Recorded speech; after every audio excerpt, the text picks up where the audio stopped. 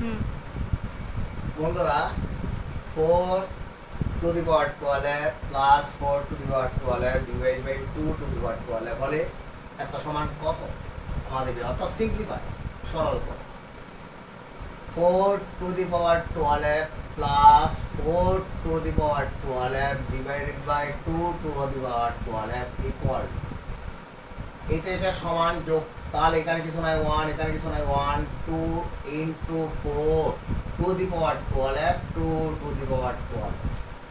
এবার বন্ধুরা লক্ষ্য করো, এটাকে ভেঙে একই বেস করবো, 2 দুগুণ 6, 2 into 12 divide by 2 to the power 12।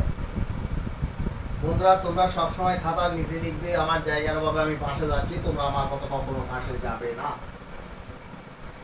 সমান এবার 2 ইন্টু 2 2 12 দুগুণ 24 24 divide by 2 to the power 12।